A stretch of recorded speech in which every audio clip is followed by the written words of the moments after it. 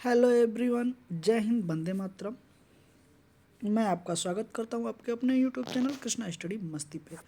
तो आज का जो सवाल है, बड़े ही ध्यान से देखिएगा। आज का जो सवाल है कि अरावली पर्वतमाला खड़े खड़े अपराधी हो गई।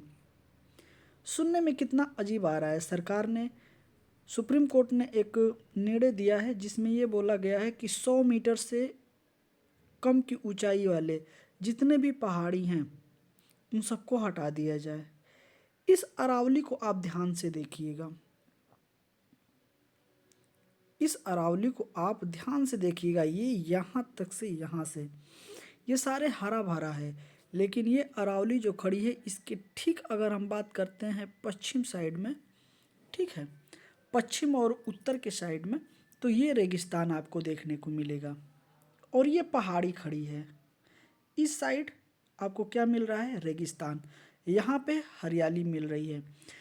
इतना बड़ा रोल है अरावली का, लेकिन सुप्रीम कोर्ट ने कितनी आसानी से कह दिया कि जो 100 मीटर से कम की पहाड़ियां हैं उनको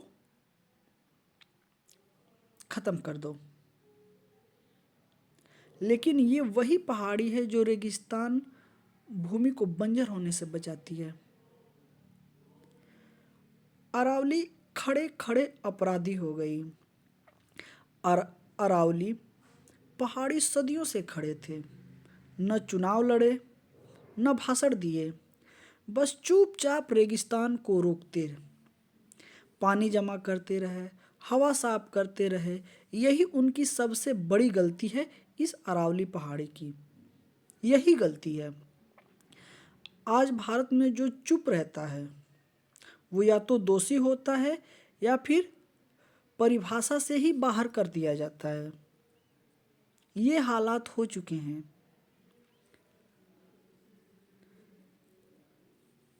बताया जा रहा है कि 100 मीटर से अगर जो ऊंचा पहाड़ है वह पहाड़ नहीं है। आप इस गलतफहमी में भी मत रहिएगा। अगर अरावली की बात करें तो भूगोल के दृष्टि से इतना इम्पोर्टेंट है कि आप एक बार जाके राजस्थान वालों से पूछिएगा। अरावली अब भूगोल नहीं, कानूनी तकनीकी गड़बड़ी बन चुकी है, जिसे देखकर सिस्टम ने कहा, अरे ये तो हमसे बच गया था। अब सवाल ये है कि अरावली क्यों कट रही है। सवाल ये है कि इतने साल बच कैसे गई। अगर अरावली नहीं तो क्या होगा? कुछ खास नहीं, कुछ खास नहीं। बस दिल्ली को रेगिस्तान का टेंशन मिल जाएगा। पानी की जगह टैंकर कल्चर फलता फूलता रहेगा और हम हर गर्मी में कहेंगे इस साल तो गर्मी कुछ ज़्यादा ही है ना। लेकिन चिंता मत कीजिए, हम समाधान प्रिय देश हैं। पहाड़ कटेंगे तो बेमीनार बढ़ेंगे, जंगल जाएंगे तो इंफ्रास्ट्रक्चर आएगा। अरावली अभी भी खड़ी है, बस अब तो पहाड़ नहीं मानी जाती। और हाँ, जब किसी चीज़ को मानना बंद कर दिया जाए तो उसे बचाने की भी ज़रूरत नहीं पड़ती, क्योंकि असली विकास तो वहीं है जहाँ प्राकृतिक मौजूद हो, बस कागज़ों में नहीं। इसलिए आप लोगों से विनम्र निवेदन है, आप लोग जहाँ भी जिस भी स्थिति में हैं, अरावली को बचाने के लिए आप आवाज़ उठाइए। अरावली को बचाने के लिए आप आवाज़ उठाइए। आपको शायद ही यह दृश्य पता होगा जो आपको देख रहे होंगे, सहदेव रेंज का 2005 की ये तस्वीर बताई जा रही है। 2005 में सहदेव जंगल ऐसा था, लेकिन 2025 में इसकी तस्वीर ऐसी नज़र आ रही है। 2015 में ऐसा, 2025 में ये तस्वीर ऐसी नज़र आ रही है। सहदेव का यह तस्वीर सहदेव रेंज की हृदय विदारक सच्चाई को बयां करती है, जहां कभी घने जंगल, पक्षियों की चहचहाहट और हवा की सरसराहट से जीवंत थे। वहीं अब खनन की भेंट चढ़कर माँ धरती उदास और निराश हो गई हैं। कटे हुए पेड़ों की व्यथा मानो तो चीख रही हैं। हम सांस थे तुम्हारी, छांव थे तुम्हारी, अब कोयले की भट्ठी में जलकर राख हो गए।